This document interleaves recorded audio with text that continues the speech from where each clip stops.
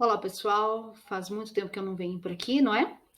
Mas por motivos de trabalho, correria, estudo e tudo mais. Eu quero compartilhar com vocês uma aula muito interessante sobre técnica de investigação e acho de suma importância compartilhar, porque auxilia também no trabalho de detetive, na questão pública, né, também, em órgãos públicos e órgãos privados, tanto para investigador concursado quanto também para detetive particular.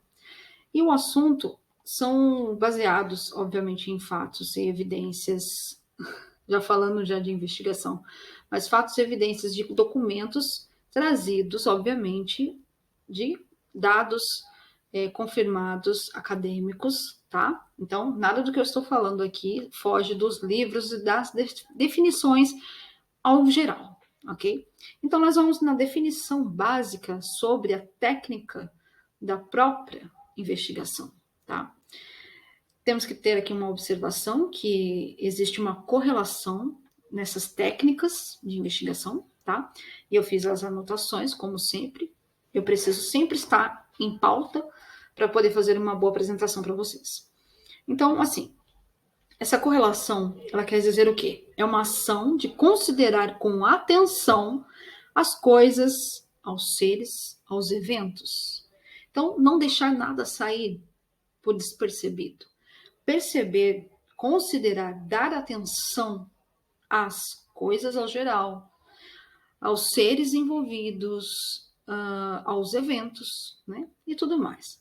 Por quê? Porque quando nós conseguimos ver com mais atenção, com um olhar técnico, com um olhar racional, nós temos mais eficácia no projeto em si, no procedimento em si da investigação, que nada mais é do que olhar para as coisas e os seres, né? E também os eventos, que estão aqui presentes na investigação, tá?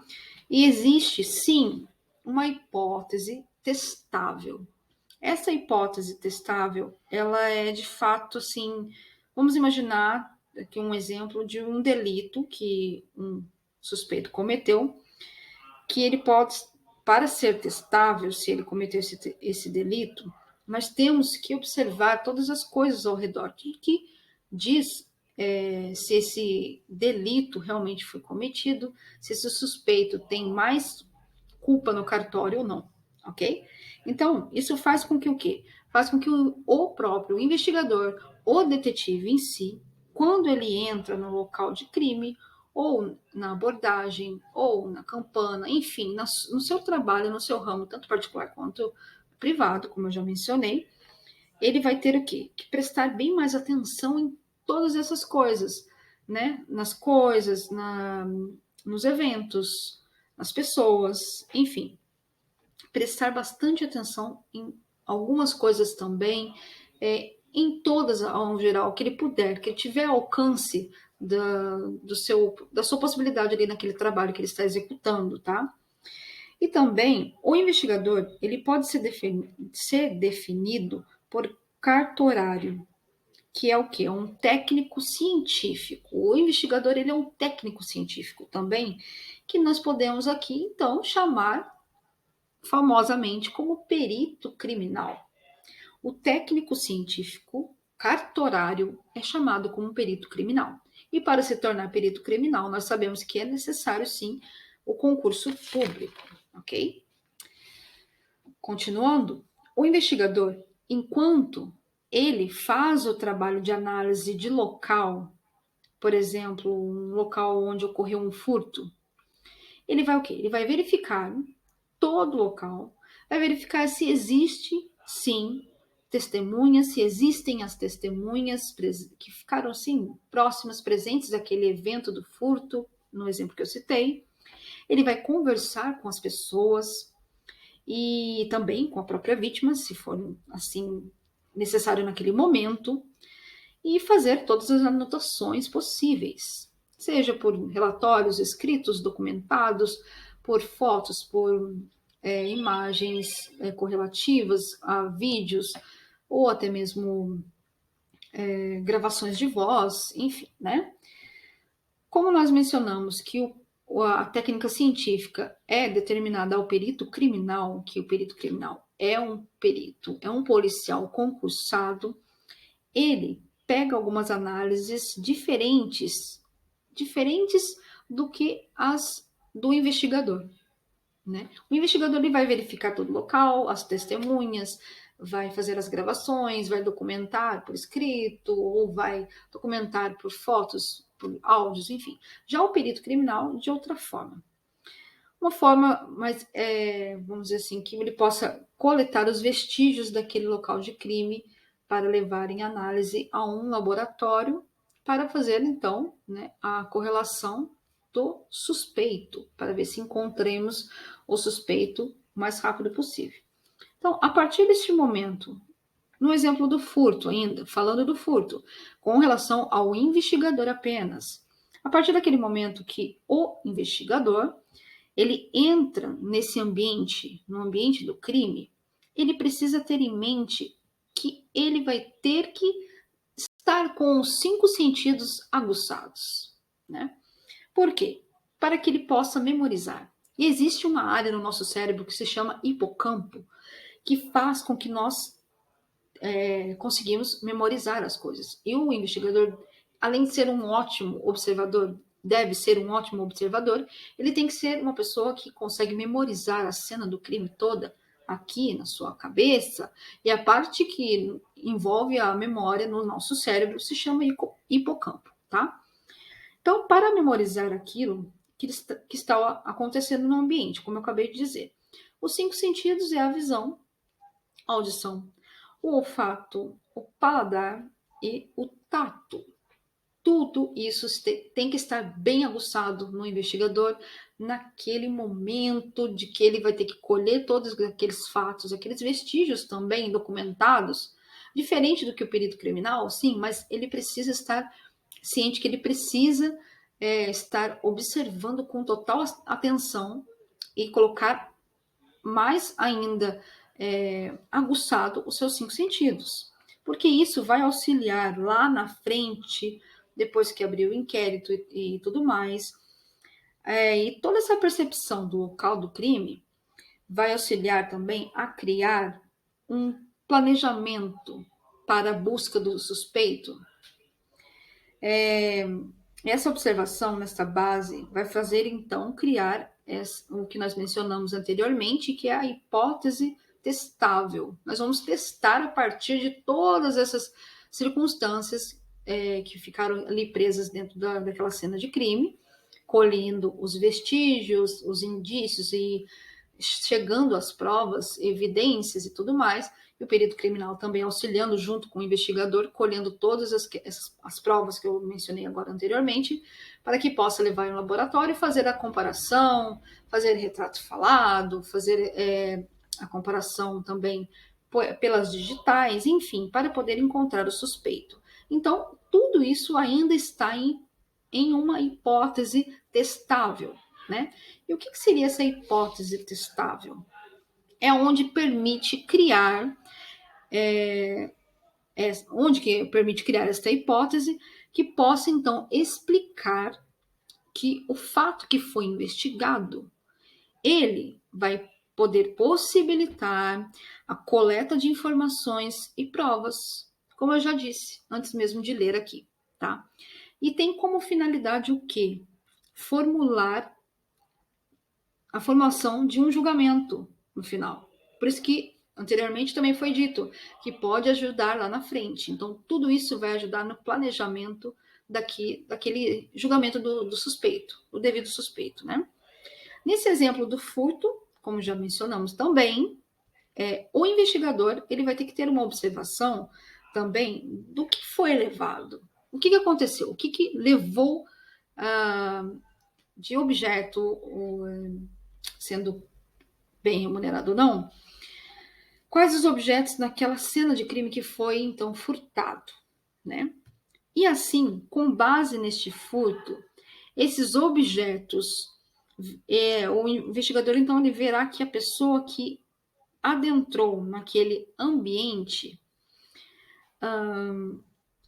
se ela tinha conhecimento prévio de onde poderiam estar aqueles objetos. Vamos supor se a pessoa já conhecia o local, já estava já de olho há algum tempo, já estava verificando, né? Isso vai ajudar muito. E ter essa observação é muito importante.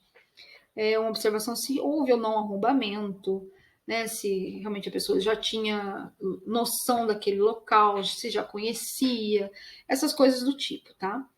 E de repente, ele vai se deparar naquele ambiente, o investigador, tá? Com algo que tenha um elo com o fato em si, colhendo as provas cabíveis, né? As evidências que chegaram através dos vestígios que o suspeito deixou também. E quando o perito criminal, né, falando um pouco do perito criminal, ele chega ao local do crime, ele pede para analisar, ele vai analisar de forma diferente que o investigador e vai pontuar que no exemplo citado do furto, por exemplo, se foi deixado algo para trás, um objeto, perto de algum cofre, por exemplo, aqui teve esse exemplo eu estou repassando para vocês. Tudo isso e muito mais, né? É um exemplo apenas, mas então o perito vai vir para agregar, para somar uma profissão que realmente é de suma importância em uma investigação, não tenho o que dizer, obviamente, é uma das peças chaves para poder, lá na frente, no julgamento do suspeito, com todas as provas cabíveis, poder realizar aquele júri, né? Então, o que nós podemos dizer? Temos que ter a metodologia para fazer tudo isso. A metodologia daquela investigação criminal que reúne o investigador e o perito criminal. Não somente os fatores jurídicos, não, tá? Podemos então notar que tem sim uma diferença para a investigação científica, que é uma investigação do próprio investigador, está em geral, né, em diversas ciências, onde o investigador, né, necessita ter um conhecimento multidisciplinar. Ele vai seguir então essa metodologia. O investigador vai criar também o planejamento. Criar um planejamento para ter um rumo, para ter um ponto de partida também. E saber onde chegar, tá? Para poder entender como é que ele vai agir depois daquele acontecido, né? Do ocorrido, do furto, por exemplo. Sem o planejamento, sem toda esse passo a passo, vamos dizer assim, dificilmente a investigação vai acontecer de forma sadia. Né? Vão acontecer várias falhas e não vai adiante e pode sim trazer erros. E erros não são bem-vindos em assuntos tão delicados e complexos como uma investigação, seja de que porte for, né? Também tem que ser de uma forma objetiva, clara e muito séria esse planejamento, tá? Para quê? Para poder acelerar aquela investigação X. E também existem ferramentas que o investigador pode utilizar para facilitar esta investigação, que é o próprio planejamento, é uma ferramenta, sim, é uma ferramenta, que nós conhecemos como 5W1H. São 5 Ws: where, onde, who, o que, when, como, why, quando e while, quem. São 5 letras que denominam palavras em inglês, que determinam onde, que, como, quando e quem. É um planejamento que é um autoquestionamento também daquele ocorrido para auxiliar naquele processo, naquele procedimento da investigação. Todas essas perguntas que o investigador vai respondendo para si e criando, planejando, maquinando tudo aquilo, todas aquelas perguntas que servem como base, vai fazer com que este questionamento inicial traga uma sequência de trabalhos sérios que ele possa realizar junto com a sua equipe de investigação e trazer a eficácia daquela e tentar solucionar, pelo menos, né, o crime E com esse planejamento realizado, auxilia bastante. E precisa ter todas essas coisas que eu já mencionei em mente, ok? Com cada membro da equipe sabendo que onde e por que, onde chegar na pessoa, no suspeito, decorrente àquele local de crime, né? A partir daquele local de crime, junto com o perito criminal. Então, podemos assim dar sequência no processo de investigação, que nós podemos chamar de uma metodologia de investigação que já está sendo encaminhada. Esta metodologia já se iniciou indo ao local de crime, colhendo todos os vestígios deixados, as provas, tentando alcançar as provas, né, definir as provas junto com o profissional, o perito criminal, e sendo assim, já está sendo encaminhado todo aquele procedimento, como eu já falei, tá? O planejamento realizado e, enfim, podemos dizer que essa é a metodologia no qual o investigador deve agir, a metodologia da investigação, tá? E para concluir, nós podemos dizer que a investigação por meios de técnicas de observações adequadas deve ser pautadas por ações planejadas. Conclusão, já foi dito isso, mas conclusão. Deve ter um planejamento de toda a operação, buscando respostas mais assertivas, né? Onde a margem de erro seja mínima e consideravelmente, se não tiver erro, melhor ainda, né? E todo conhecimento produzido, aquele conhecimento feito através do planejamento, poderá resultar em um conhecimento mais robusto, mais objetivo, mais técnico, mais fortalecido, através de finalmente concretizar as provas concretas, depois de todo o procedimento, né? E quando o investigador ele entrega, então, essas provas para o delegado, ele vai relatar, ele vai encaminhar ao promotor, abrindo um inquérito, ou até mesmo ele vai levar à autoridade maior para receber este inquérito aberto, tá? Percebendo que há motivo para fazer uma denúncia e dar sequência nesse trabalho, para que o sujeito seja então conduzido à justiça e tenha o seu julgamento correto. Esta é a primeira parte e de suma importância que o investigador precisa entender esta metodologia até chegar às mãos do delegado e o delegado assim entregar ao júri e então poder ver se há cabimento para ter um julgamento correto para aquele suspeito, tá bom? Essa é a primeira aula de como iniciar, como entender a investigação, seja da área privada ou pública, né? Sobre tá mesmo no ato de detetive. Muito obrigada, eu espero que vocês tenham gostado. Não deixe de colocar aqui seu joinha, se inscrever aqui no canal. Eu vou trazer mais coisas para vocês. Pode deixar. Até mais, muito obrigada.